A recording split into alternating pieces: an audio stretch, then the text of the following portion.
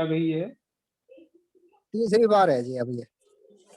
हाँ ठीक है। इसके साथ साथ में उसको कुछ अपने को टॉनिक भी देने पड़ेंगे। कैल्शियम और फास्फोरस का जो मिनरल मिक्सचर आता है जी, बेस्टमिन गोल्ड करके आएगा,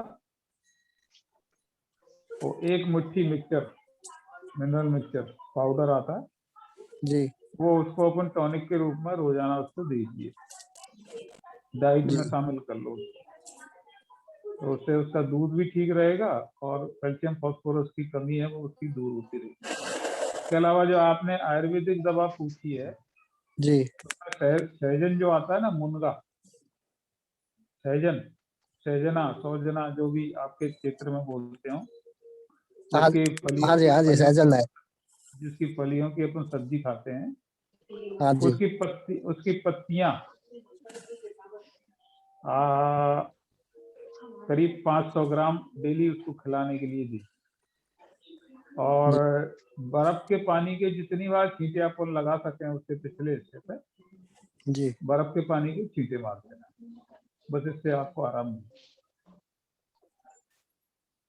ठीक सीपिया है 200, जी, बेस्टमिन गोल्ड और ठंडे पानी से छींटे, जी, इतने से आपकी समस्या का निवारण हो जाएगा। धन्यवाद जी।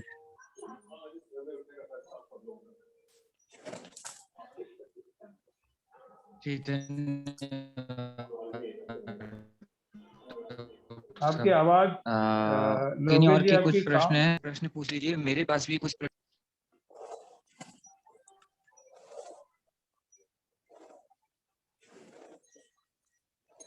लोकेश जी आपकी आवाज डिस्टर्ब हो रही है या कहीं से इको हो रही, क्या हो रही, कुछ प्रॉब्लम है?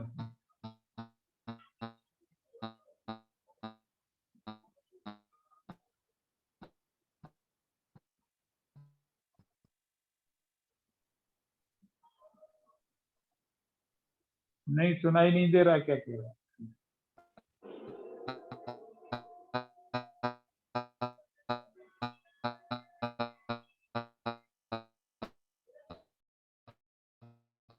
जो भी बोल रहे हैं उनकी आवाज कट रही है।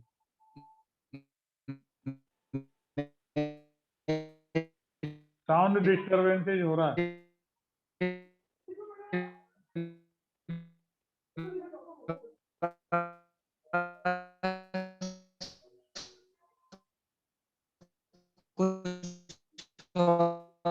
प्रश्न भी हैं, वो मैं पूछ लूंगा। एक दो प्रश्न और है। आवाज नहीं आ रही है आपकी, आवाज में तुमने पूछिए। मैं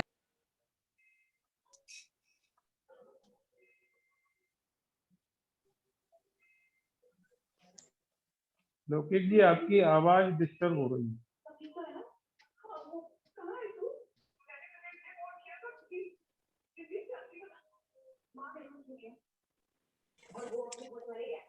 लोकेश जी की आवाज सेट हो तब तक और कोई साथी अपना प्रश्न पूछ सकते हैं जी। नमस्कार साथियों।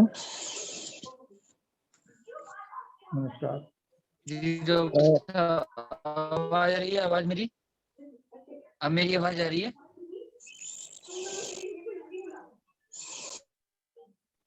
थोड़ा डिस्टरबेंस है जी लोकेश जी आपकी आवाज में अब भी थोड़ा सा।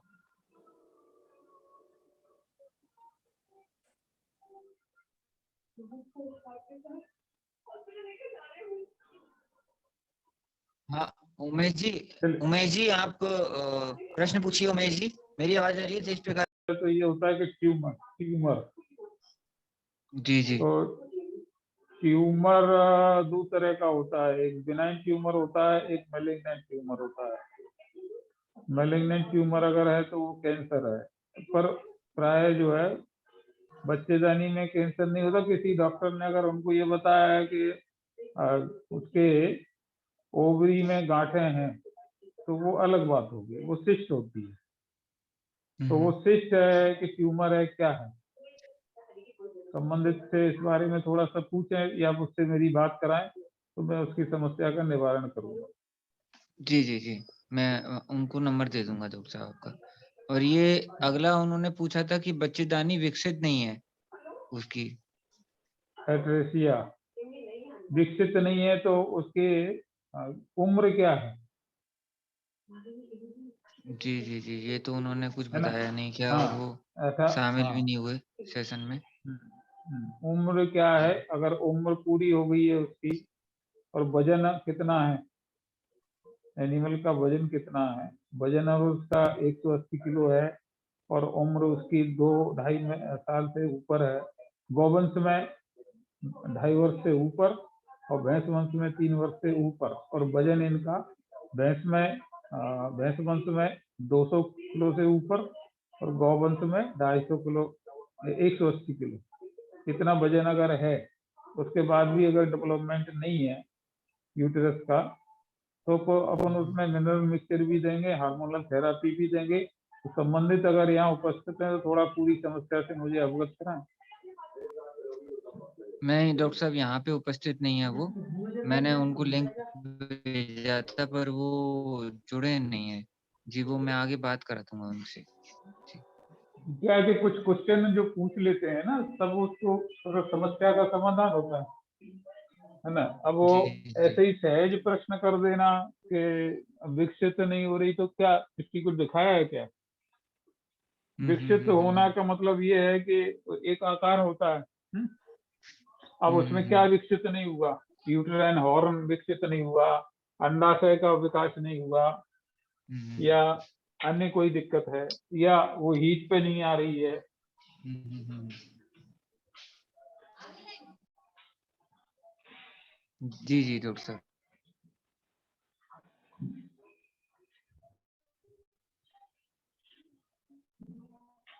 अगला जी डॉक्टर साहब। प्रश्न है किसी का?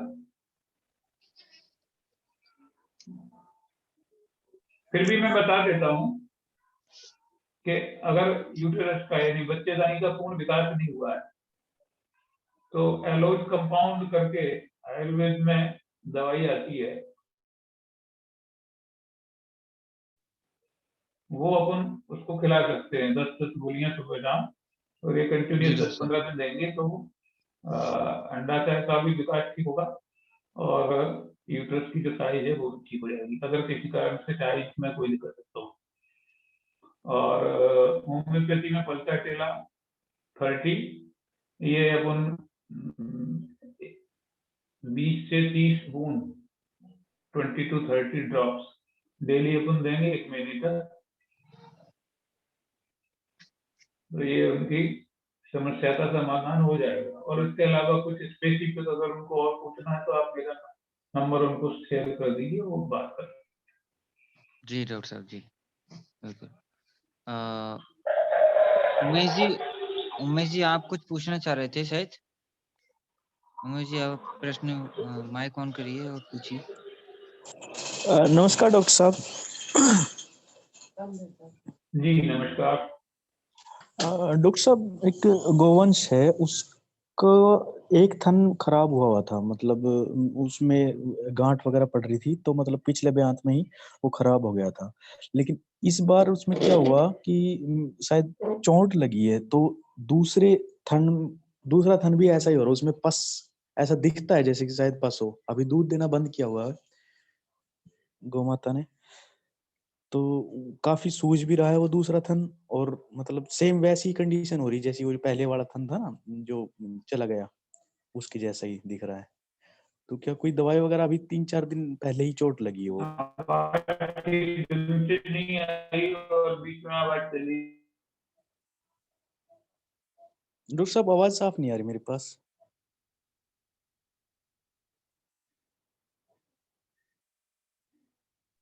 डॉक्टर साहब आपकी आवाज कट गई थोड़ा सा, कुछ नेटवर्क का एरर हो गया मुझे लगता है।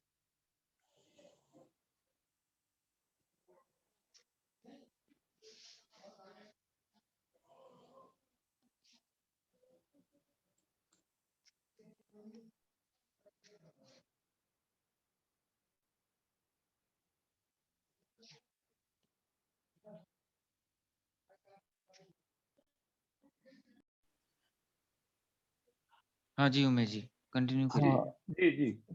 जी। डॉक्टर साहब क्या हुआ कि मेरे गोवंश में का एक थन पहले ही गया हुआ था, मतलब उसमें दूध आना बंद हो गया था। तो अभी दूसरे ब्यात का खत्म हो चुका है दूध देना अब। और अभी एक सप्ताह पहले उस पे उसके एक दूसरे थन में चोट की वजह से उस इस दूसरे थन का भी सिचुएशन वैसी होती जा रही धीरे धीरे करके। तो जैसे आ रहा हो उसके अंदर, ऐसा कुछ है। बाकी अब दूध तो दे नहीं रही है, लेकिन तो क्या हम उस दूसरे थन को बचा सकते हैं कहीं ऐसा ना हो कि जब दूसरा। पहले वाला थन पूरी तरह से बंद हो गया। हाँ जी, पहले वाला थन बंद हो गया। डॉक्टर को दिखाया तो उन्होंने सिलाई वगैरह चढ़ाई थी 2 बार, लेकिन वो कह रहे थे कि इसमें नस जो दूध की थैली में जो नस है वो कोई क्या ट्विस्ट हो रही है, ऐसा कुछ बता रहे थे। तो कह रहे थे ये तो जाएगा ही, ये नहीं बचेगा। देखो ये थनैला है, ये मेस्टाइटिस कहें अपन उसको अंग्रेजी में। और ये थनैला कई प्रकार का होता है। एक तो वो थनैला होता है जिसमें लक्षण अपने को दिखाई देते हैं कि सूजन आ रही है, थन रुक रहा है, उसमें छिचड़े आ रहे हैं, खून आ रहा है, मवाद आ रहा है, तो इसको अपन क्लिनिकल मेस्टाइटिस कहते हैं। दूसरा वो होता है कि जिसमें अपने को लक्षण दिखाई नहीं देते, धीरे धीरे दूध कम होता जाता है और अंदर से उसमें रुकावट पैदा होती है। और एक प्रोग्रेसिव जिसमें होता है कि एक थन अभी खराब हुआ और कुछ दिनों के बाद में दूसरे थन में वो इन्फेक्शन ट्रांसफर हो जाता है। ये ट्यूबरकुलर मेस्टाइटिस है। जो टीबी होती है ना, टीबी का बैक्टीरिया इसमें रहता है। तो इसमें बेसिलिनम 1000 और ट्यूबरकुलिनम 1000, ये होम्योपैथी की 2 दवाइयां आती हैं। इन दोनों को अपने को देना है। अभी क्या पोजीशन है उसकी? सूजन है उसमें, सोजन अभी भी है उसमें और उसमें कुछ देखने में ऐसे भी लगता है जैसे अंदर पस हो, ऐसा भी पस मतलब। जैसा आ रहा है। हाँ जी। ठीक है, तो आपने अभी ट्यूबरकुलिनम 1000 और बेसिलिनम 1000 को आपने नोट किया। एक तो वैसलीनम 1000 और दूसरा क्या बता रहे हैं साहब? ट्यूबरकुलिनम 1000। ट्यूबर कुलिनम, क्यूलिनम। ठीक है जी। हाँ, इसको आपको 7-7 दिन पे देना है। दोनों को एक साथ? हाँ, दोनों को एक साथ जो है दे सकते हैं, और नहीं तो एक को सुबह दे दिया, एक को शाम को दे दिया। और डोज इसका रहेगा 50 बूंद, हाँ 50 जी। ड्रॉप्स एट वंस जो है देना है एक बार में। तो ये तो 7 दिन में डोज देना है अपने को। हाँ जी। अब अभी उसमें पस अगर आ रहा है तो इसके लिए अपन को हीपर सल्फ, हाँ जी। होम्योपैथी की हैं ये तीनों दवाइयां, हीपर हाँ जी। सल्फ 1000, ये रोजाना देना है, सुबह शाम लगातार 7 दिन तक। ठीक जी। और इसके साथ साथ में टीटासूल फाइब्रो गोल्ड किट आती है, टीटासूल फाइब्रो गोल्ड किट। उसमें एक तो ऑइंटमेंट निकलता है, एक ट्यूब आती है, उसको अपने को थनों के ऊपर लगाना है। और उसमें 2 बड़ी बड़ी गोलियां आती हैं, उनके ऊपर उसका हिंदी में उपयोग लिखा रहता है, वैसे मैं भी बता देता हूँ। उसमें 2 तरह की गोलियां निकलेंगी, एक पे सूरज छपा होगा और एक पे चंद्रमा छपा रहता है। हाँ जी। तो जिस पे सूरज छपा रहता है उसको सुबह खिलाना, और जिस पे चंद्रमा छपा रहता है वो शाम को खिलाना गोली।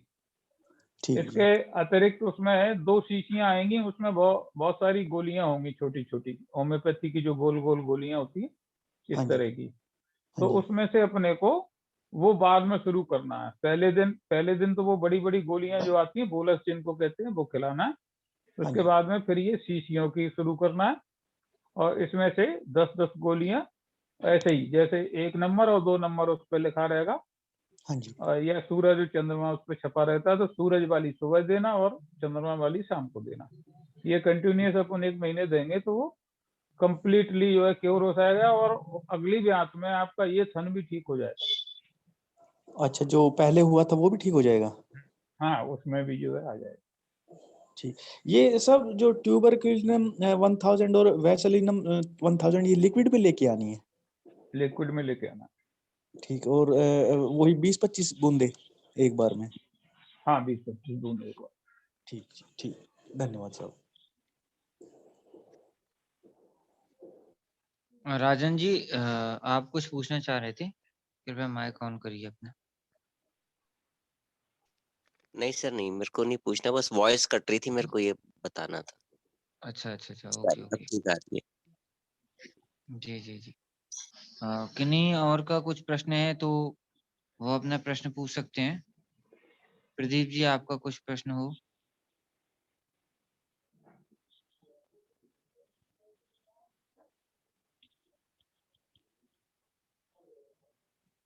जी डॉक्टर साहब। हाँ हाँ प्रदीप जी। नहीं, कोई प्रश्न नहीं है जी। जी जी जी। डॉक्टर साहब, एक मैंने एक समस्या महसूस की है अपने आसपास के गौपालकों के बीच में कि जैसे जब बच्चा उनका गाय दूध दे रही है, उनका बच्चा मर चुका है और वो क्या करते हैं उस बच्चे के अंदर वो डमी बनाकर उसका, और उसका डमी उस गाय को दूध उसके जब निकालने जाते हैं तो उसको थन में लगाते हैं और फिर उससे दूध निकालते हैं। तो एक तो ये बहुत अमानवीय प्रक्रिया लगती है, और इसका क्या उपाय होना चाहिए कि वो जो गाय दूध दे रही है वो मतलब किस प्रकार से, यदि उसका बच्चा या कुछ ऐसा हो चुका है, अगर वो देह त्याग कर चुका है, तो वो प्रॉपर दूध आता रहे उसका, इस अवस्था में क्या हो सकता है? बहुत अच्छा प्रश्न है। और ये हमारे बहुत सारे पशुपालक भाई इससे परेशान होते हैं कि जब बछड़ा मर जाए तो गाय दूध देना बंद कर देती है। तो ये इमोशनल रिफ्लेक्स है। ये बछड़े का बिछोए के कारण से गाय परेशान हो जाती है, और ये खास करके जो देसी गौवंश से भारतीय नस्ल की गाय हैं उनमें ज्यादा देखने को मिलता है। संकर नस्ल की जो गाय हैं वो बछड़े के मर जाने के बाद भी, क्योंकि उनके अंदर जो जुड़ाव होता है, वात्सल्य होता है, वो नहीं होता है। हमारे भारतीय गौवंश की जो गाय होती है उसमें ये जुड़ाव रहता है माँ का बच्चे के प्रति। तो बिछोह के कारण से जो स्ट्रेस एनिमल को हुआ है, उसमें होम्योपैथी की बहुत सुंदर एक दवा आती है, इग्नेशिया, IGNATIA। एक बार फिर से बताता हूँ, IGNITIA, इग्नेशिया।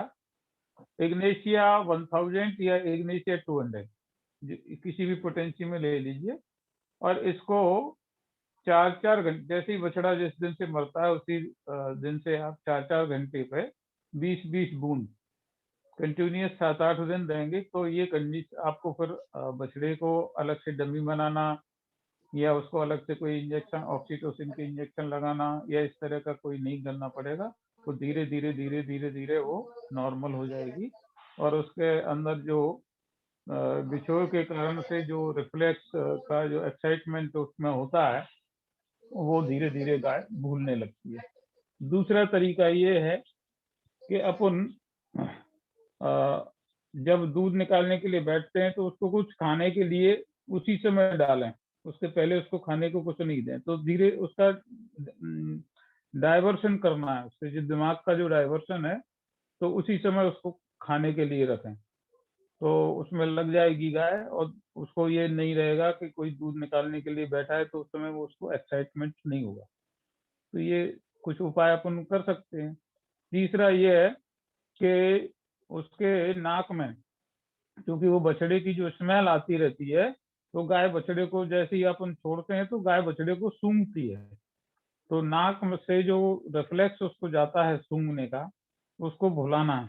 तो उसके लिए सरसों का तेल दोनों नथुनों में लगाना है, और ये अपने को कंटिन्यूस 8-10 दिन करना पड़ेगा। धीरे धीरे उसकी ना उस खुशबू जो बछड़े की है वो भूल जाएगी गाय, और वो दूध देना शुरू करेगी और लात मारना बंद करेगी, परेशान करना बंद।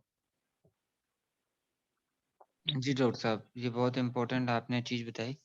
और इसमें एक चीज और इनका नाम दोबारा स्पेलिंग दोबारा बता दीजिए प्लीज। इग्नेशिया है IGNITIA, इग्नेशिया या इग्नेटिया कहिए आप उसको, ठीक है, इग्नेशिया उच्चारण है उसका। जी ये सेशन भाइयों रिकॉर्डेड है और आप अपना नंबर सभी शेयर कर दीजिएगा ताकि ये सेशन की रिकॉर्डिंग आपको मिल जाए, है ना जी। जो नए भाई हैं राजन जी जैसे वो अपना नंबर कृपया शेयर कर दें। तो एक प्रश्न इसमें और है कि जब वो दूध निकालते हैं गाय का गौपालक, तो वो बछड़े को थोड़ी देर के लिए लगाते हैं और वो थोड़ी देर के लिए लगाते हैं, वो तकरीबन 1 या 2 मिनट घड़ी लगा के वो उसको वो पीता है दूध, और थोड़ा सा जैसे ही वो उसके मुंह में ऐसा लगता है कि दूध पहुंचा, वो उसको निकाल लेते हैं और फिर वो दूध निकालने लगते हैं। और इस प्रक्रिया के बाद भी मैंने कई गायों को देखा है कि वो दूध 2 लीटर या मैक्सिमम 2.5 लीटर, मैक्सिमम 2.5 या 3 लीटर ही दूध दे रही हैं। तो ऐसी अवस्था में वो गौपालक गाय से भी असंतुष्ट हैं और वो बछड़े के साथ भी अमानवीय व्यवहार कर रहे हैं।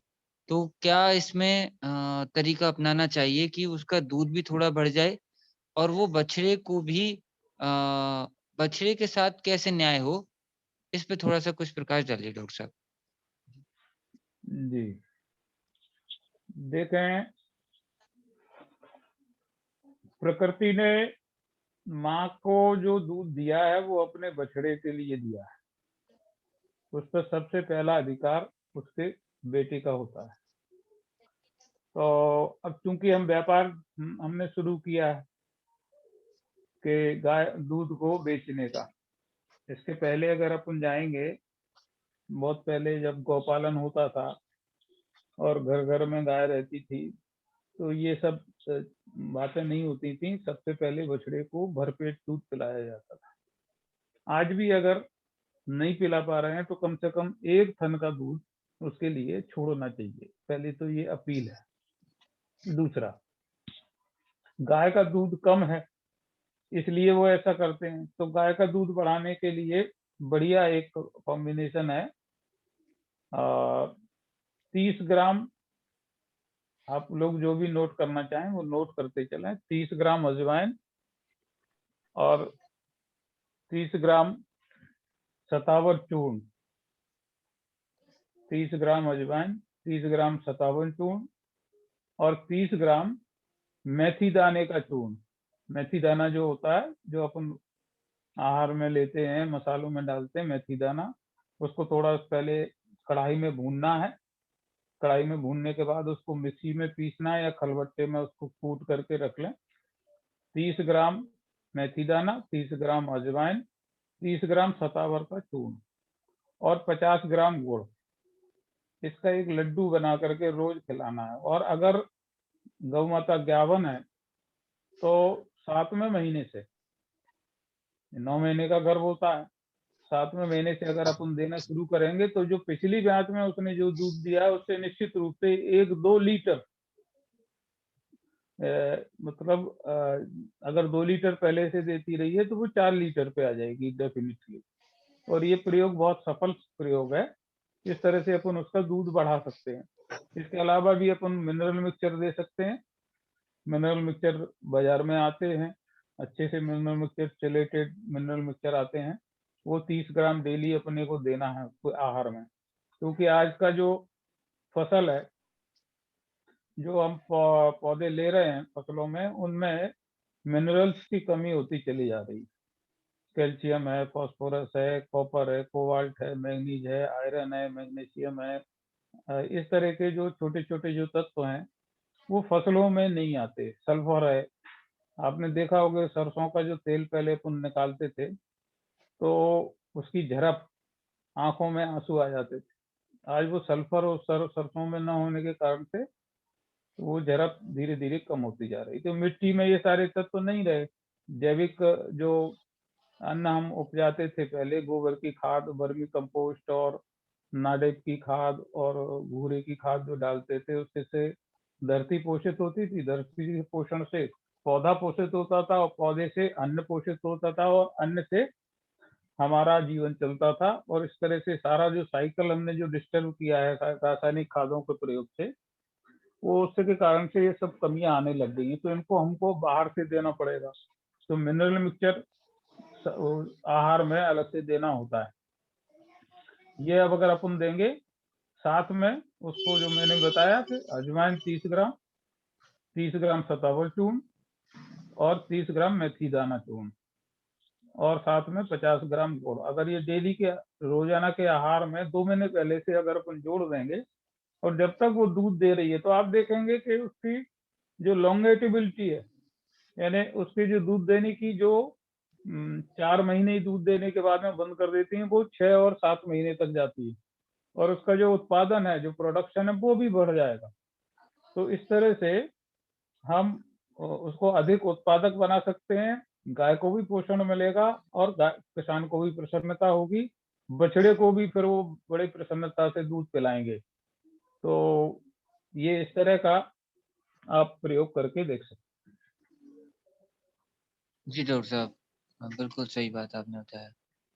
हाँ, किन्हीं और बहन भाइयों का कुछ प्रश्न है तो वो कृपया प्रश्न पूछिए, अपना माइक ऑन करिए।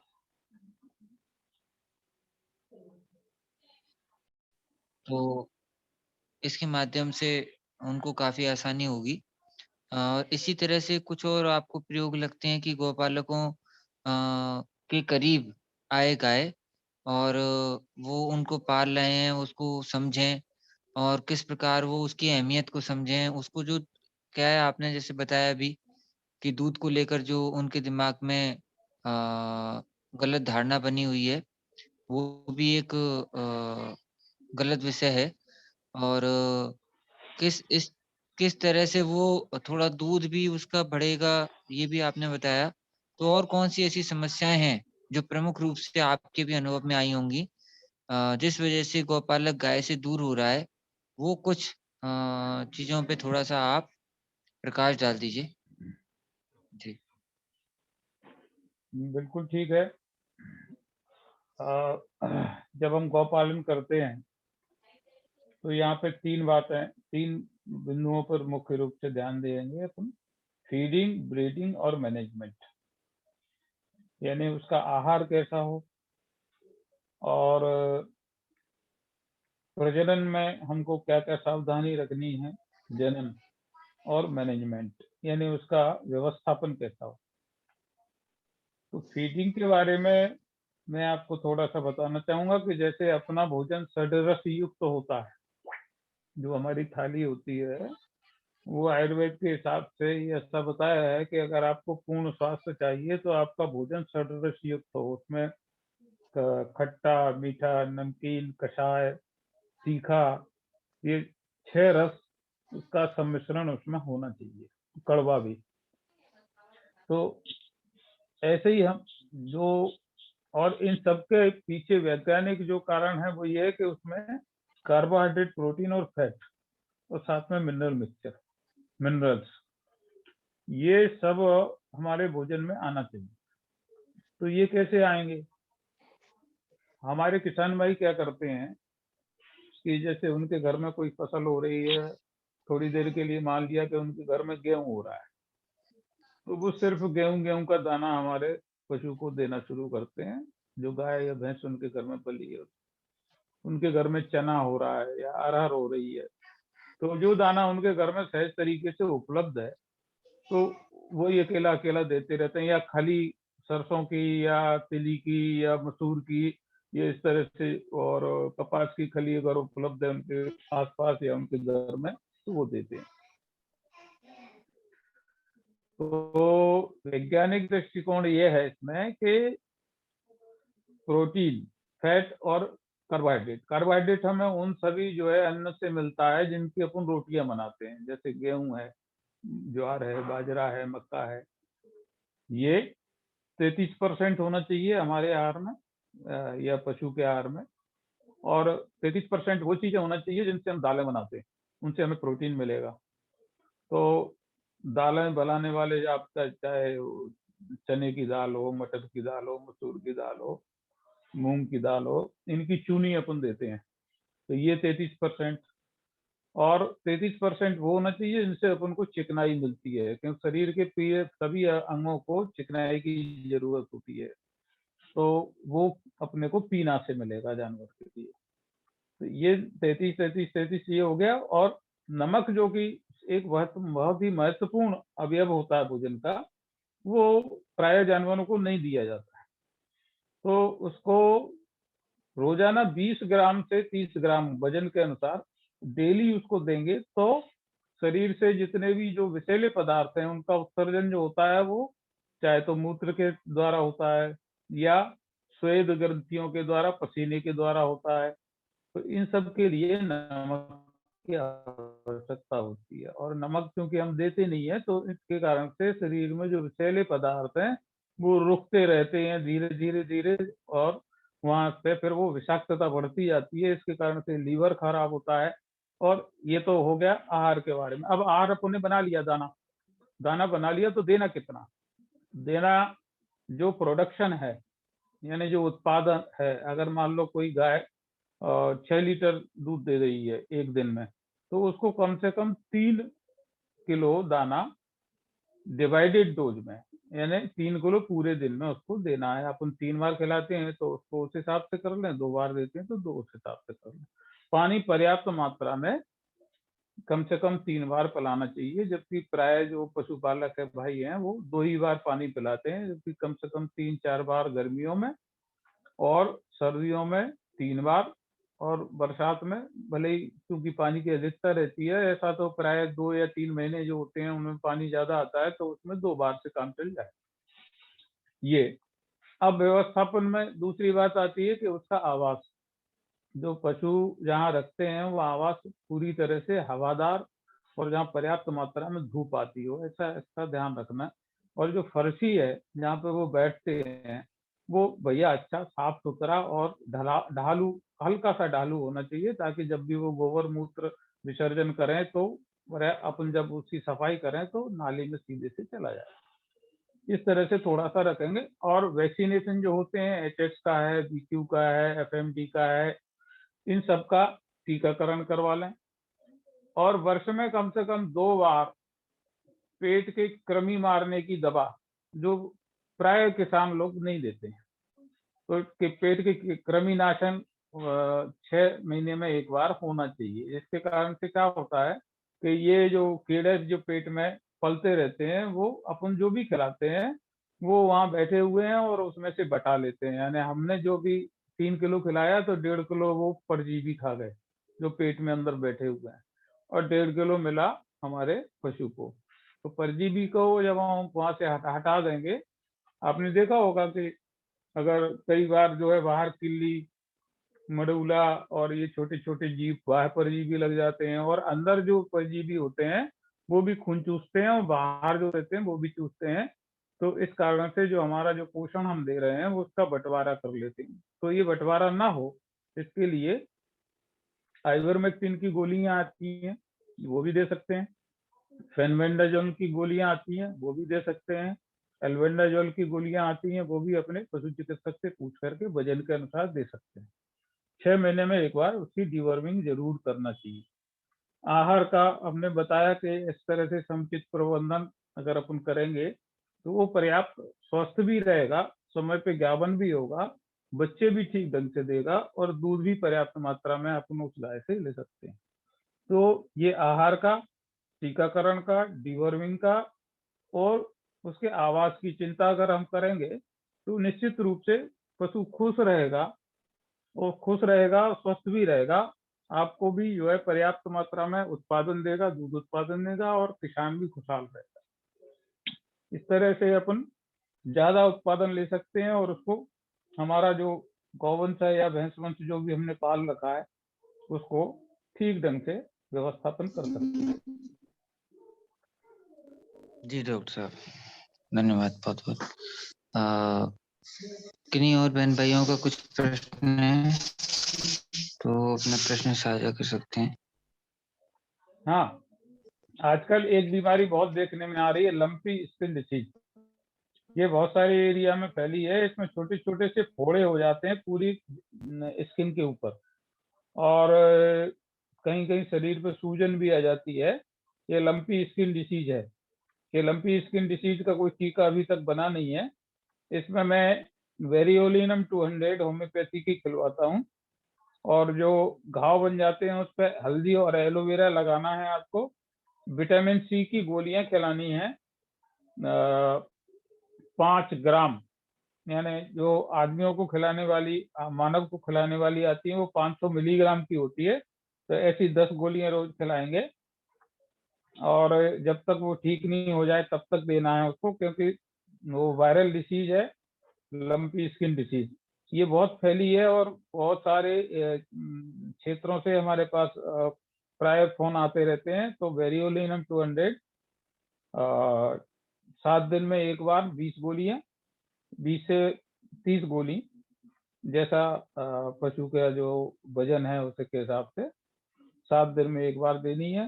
हल्दी और एलोवेरा का पेस्ट बना करके, जहाँ स्किन के ऊपर जो रैसेज हो जाते हैं, जहाँ पे घाव पड़ जाते हैं, पपड़ी जैसी पड़ जाती है, पॉक्स जैसा जो है वायरस है ये, जो माता होती है ना, स्मॉल पॉक्स, इस तरह से वो है, छोटे छोटे दाने और बड़े बड़े से घाव हो जाते हैं वहाँ पे। तो उस पे लगाना है, और साथ में विटामिन सी की गोलियां खिलवानी है, तो इससे जो है उसको आराम मिलता है।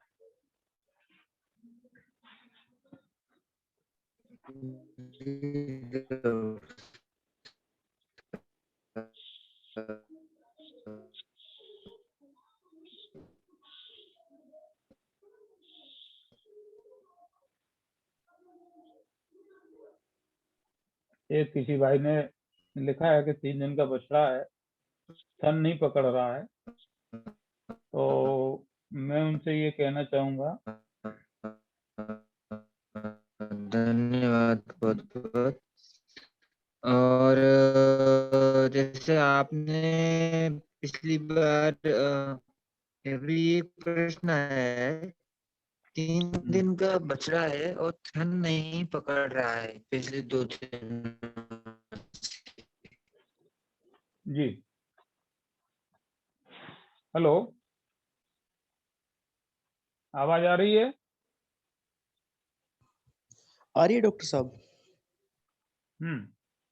तो थन नहीं पकड़ रहा है, तो एक तो ये है कि बछड़ा अस्वस्थ तो नहीं है, उसका टेम्परेचर चेक करा लें। और और अगर उसको टेम्परेचर है तो उसका इलाज करवाएं। तो उसको बुखार हो सकता है, वो उसके पेट में कीड़ों की, जो मैंने दवाई बताई, वो अपन पेट के कीड़ों की दवा दे देंगे। पेट में दर्द अगर जो है थोड़ा सा रहता है तो जानवर अनमना रहता है, तो पेट के कीड़ों की दवाई उसको खिला दें।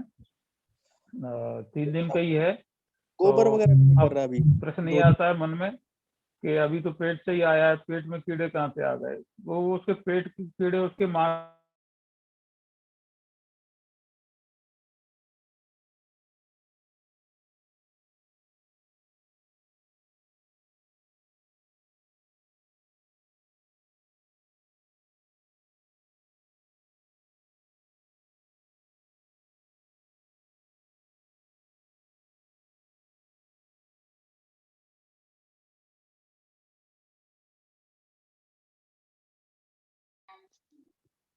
हाँ डॉक्टर साहब, आपका आवाज कट गई है। आवाज नहीं आ रही डॉक्टर साहब आपकी। उमेश जी, आवाज आ रही है मेरी? क्या था मुझे। तो मैंने जो बताया वो क्या बीच में सुन नहीं पाए थे क्या आप? नहीं डॉक्टर साहब, आवाज कट गई थी आपकी। हाँ, 3 दिन के बछड़े को पहले तो ये देखना होगा कि उसको कहीं बुखार उखार तो नहीं है। तो एक बार वहाँ पे जो भी उपलब्ध हैं डॉक्टर, उनको दिखा के उसका चेक करा लीजिए।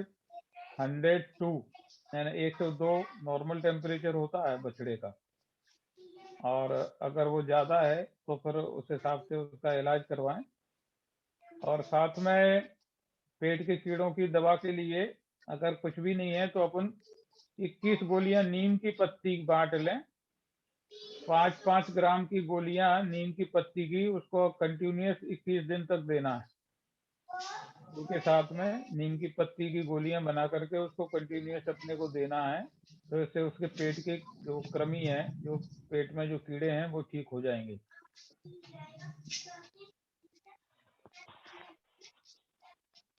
और उसका डाइजेशन भी ठीक हो जाएगा और धीरे धीरे वो करने लगेगा। और अभी जब वो थन नहीं पकड़ रहा है तो उसके लिए एक और तरीका है कि आप थोड़ी सी गुड़ की गोली बना करके उसके मुंह में रख दें और उंगली उसके मुंह में डाल के रखें। धीरे धीरे वो आपकी उंगली चूसने लगेगा, तो फिर उसको थन के पास ले जा करके लगाएंगे तो वो थन पकड़ लेगा।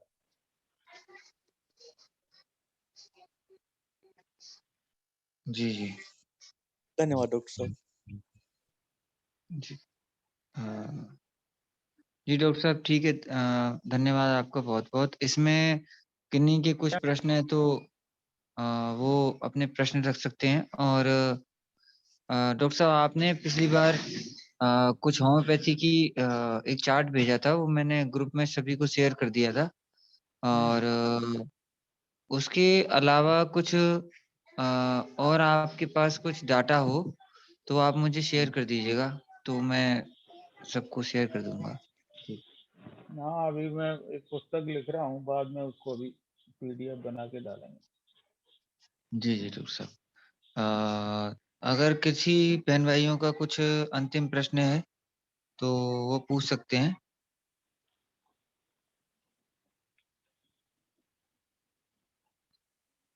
ये डॉक्टर साहब का हमें सानिध्य मिल रहा है, ये हमारे लिए बहुत उपयोगी है और हमारी गौ माता के लिए भी उपयोगी है, हमारे लिए भी उपयोगी है कि डॉक्टर साहब सेवा के माध्यम से हमको जागरूक कर रहे हैं। तो इसका लाभ उठाएं ज़्यादा से ज़्यादा। जो भी प्रश्न आपके दिमाग में आ रहा है, आपको लग रहा है कि ऐसा हो सकता है या ऐसा होता है, तो वो आप उसका पूछकर समय का सदुपयोग कीजिए। जी।